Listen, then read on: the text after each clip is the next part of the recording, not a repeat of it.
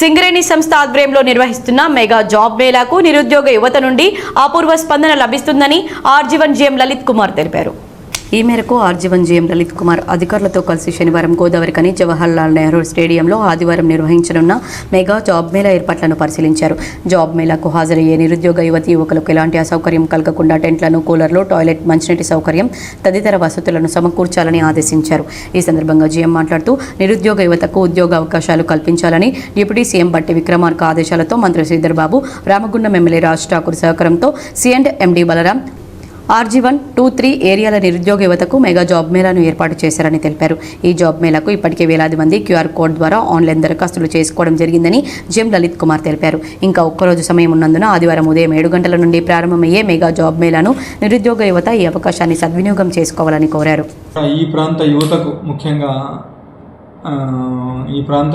హైదరాబాద్ పోయి అక్కడ జాబులు వెతుక్కోవడం కష్టమవుతున్నదని తెలిసి ఇక్కడ చేయడం కోసమని 100 కంపెనీలను 3000 ఉద్యోగాలతో ముందుకు వస్తున్నాం. అట్లనే గౌరవ బలరాం నాయక్ గారు ప్రత్యేకంగా శ్రద్ధతో దీన్ని చేసి వారు కూడా రేపు ఈ కార్యక్రమానికి వచ్చి ఈ కార్యక్రమాన్ని సక్సెస్ చేయడానికి ఎంతో ప్రయత్నిస్తున్నారు.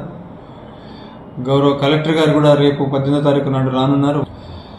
ఆదివారం నాడు జవహర్లాల్ నెహ్రూ స్టేడియంలో 7 గంటల నుంచి, ఎండాకాలం ఉంది కాబట్టి 7 గంటల నుంచే కార్యక్రమాలు మొదలు పెట్టబోతున్నాం. ఎవరైతే ఇప్పటిదాకా నమోదు చేసుకొని వారు ఉన్నారో వారు కూడా నమోదు చేసుకొని తల్లిదండ్రులు నేను మరీ రిక్వెస్ట్ చేస్తున్నాను. మన ప్రాంత యువత అనుకుంటే ఏమైనా చేయగలుగుతారు కాబట్టి మన ఇంటి ముందరికి వచ్చిన అవకాశాన్ని ఉపయోగించుకొని ఇందులో 7th క్లాస్ నుంచి పీజీ దాకా ఉన్నాయి. 18 ఏళ్ల నుంచి 30 ఏళ్ల వరకు వాళ్ళ అర్హులు. దాదాపు 100 కంపెనీలు ఇప్పటికే నమోదు చేసుకున్నాయి. వాళ్ళు ఉద్యోగాలు 3000 ఉద్యోగాలు ఇవ్వడానికి సిద్ధంగా ఉన్నారు.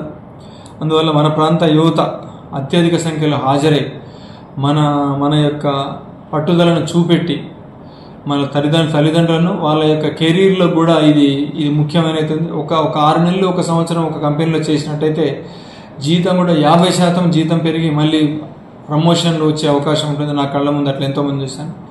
అందువల్ల దీనిని పెద్ద సంఖ్యలో హాజరై దీనిని విజయవంతం చేసి మన ప్రాంత యువత యొక్క భవిష్యత్తును బంగారు భవిష్యత్తుగా తీర్చుకోవాల్సిందిగా నేను అందరినీ మనస్ఫూర్తిగా రిక్వెస్ట్ చేస్తున్నాను.